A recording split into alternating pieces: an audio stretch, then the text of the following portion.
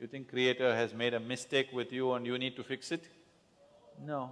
You just have to become the way He intended, that's all. If you allow this life to function just the way He intended, everything is fine with this. What this life has to do, you will anyway do. What it should not do, you will anyway not do. If you sit here and reverberate as just life, the question of harming another life will never occur to you.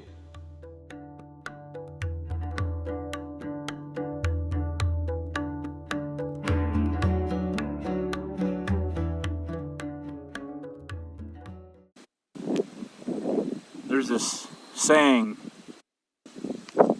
that I've kind of developed in my life. If Tunkashla, the great-grandfather, did not want it so, it won't be so. If Tunkashla wants it so, it will be so. I created that line out of being humble and searching for answers within myself. Did God do this on purpose? Because God is almighty, controls everything, makes everything happen or not happen.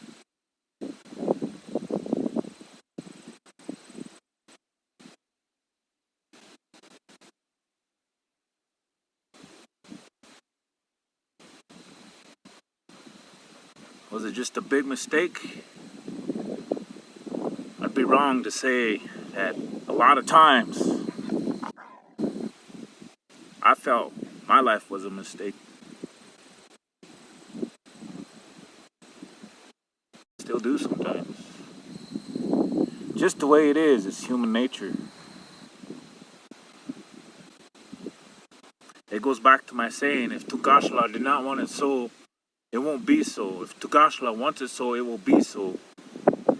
And when I look at life, or things or situations in that matter, I don't rush. I don't push. I let things be as they are, come as they are. I let things unfold the way they do. Because I realize I can't control a lot of things. I spent a lot of my life trying to control things because of what happened when I couldn't control things. Things that happened to me. Things that affect me even now.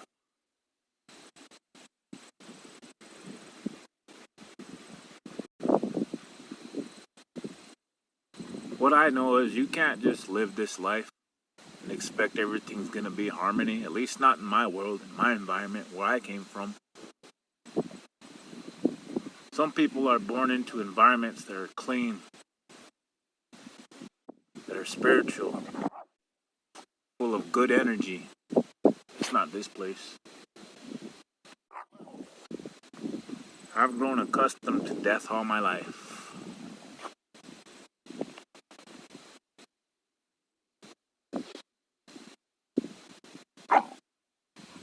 And life has developed me, made me who I am. What I understand about the great mystery, and the reason why I call it the great mystery and not God the Father, or I have a hard time saying Tunkashla or great grandfather, because that confines it into a human form. It boxes it when that's not who the great mystery is. The great mystery is everything. And the great mystery, from what I know, balances itself out no matter if it's good or bad. If there's too much good, it will balance out. If there's too much bad, it will balance out. That's the great mystery. And I've learned to accept that. As I mentioned, I spent a lot of my life trying to control stuff, to prevent hurt, to prevent pain, not only to myself but to others. And I've been in many situations where I couldn't stop nothing.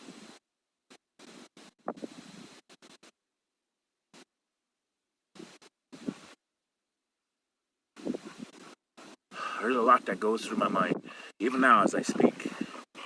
And there always is, always going to be. I don't push when I know things are coming or things are unfolding before my eyes. I don't push, I don't rush, I don't stress. I let it be, and I deal with it. it's taken a long time for me to get that way. A lot of things have happened for me to be like that. Am I always like that? No, I will run into the fire if I see something coming that I don't like. If I see the devil coming with his minions, I will run into the fire. So life is fluid.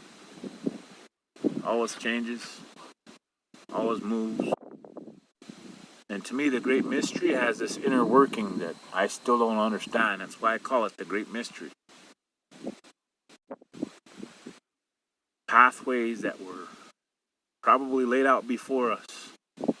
Situations that were coming long ahead of time. Or battles.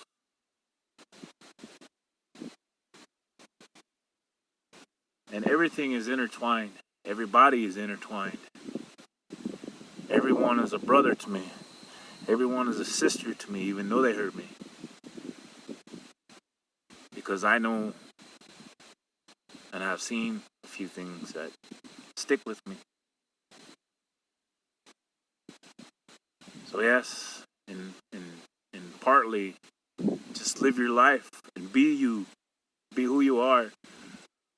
Because from what I know, Tonkashla, the great mystery, great grandfather, is going to take you wherever he needs you, wherever it needs you, wherever it wants you to further serve that purpose. Is the great mystery all-knowing? Yes.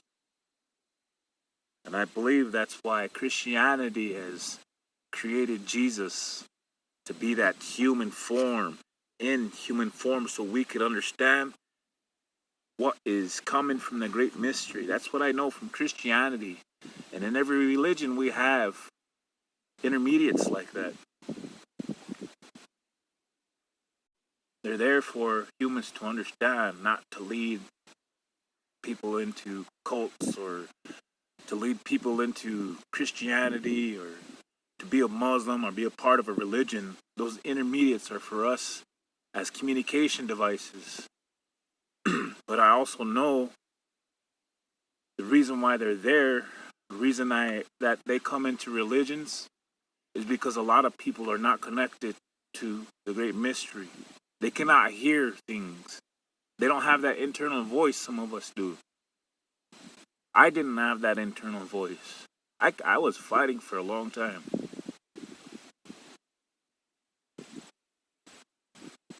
When you get to a point where situations that could result in your death or you being seriously hurt, and you're to a point it doesn't bother you anymore. When you reach that point, there's a lot of other things that just don't bother you. Just live life. Just accept the way things are and do what you can while you can.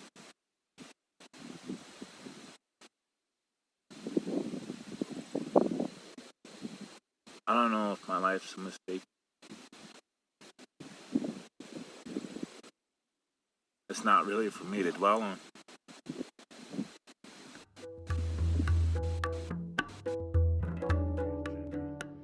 Did God make a mistake with us? Are we on the right path? What is the right path? Can we do anything other than the right path? Well, first of all, I believe that each and every individual has their own individual frequency. Frequency is an electromagnetic principle. Lower electromagnetic frequencies are sound. Higher up can be light or gamma radiation or X-rays. Or I just tapped my Tibetan singing bowl that has a particular frequency that's believed to help heal the throat chakra. So the question is did God make a mistake? Are we on the right path? We do as our free will lets us. We listen to intuition, which is the divine speaking to us. And eventually what ends up happening is our frequency will attract people of other similar frequencies. There's almost like a magnetic effect here. And if we choose to have lower vibrations when we think poorly of ourselves, when we have self-worth issues, we tend to attract people with similar vibrations. And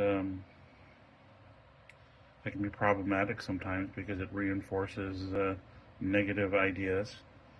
Some people who end up elevating can bring themselves down temporarily to interact with other people. And that's all okay. But as far as mistake, I don't see that there are any grand mistakes. There's a saying that I actually hate, but it has some truth in it. It says that everything that happens everything that happens in life is not done to you, but for you. Because every trial and tribulation, every problem, every difficult thing we encounter is something that can be used to make us stronger, which we can use to build us up. That's turning that negative thing into a positive thing. It gives me the energy, the vibration to go out and get things done. And I think that's how God works, the divine works, Tankashila works, the great father, the great creator, whatever you want to call him, or it. As we go through our world, our frequencies can change. There's this whole sense of ascension, which is going higher and higher up. And as we go higher and higher up, our world changes. The people around us change. Sadly, there are some people that we can't take with us, is the best way to put it. As you ascend, you sometimes have to leave the old life behind. And that's exactly the point of death and resurrection. Everybody's so wonderful to have a resurrection. Yay, resurrection. Well, you got to die before you get a resurrection. You have to have a death before the resurrection. So if you want to be resurrected today, what do you want to die in you today? And when your vibrations increase and you no longer have friends or family that have any understanding of what you're talking about, are you ready and willing to give that up? Just like Jesus said, sell everything and give it away and follow me. Or you will hate brother, you will hate sister. Let the dead bury the dead. You have to sometimes leave all that behind to enter into the new life.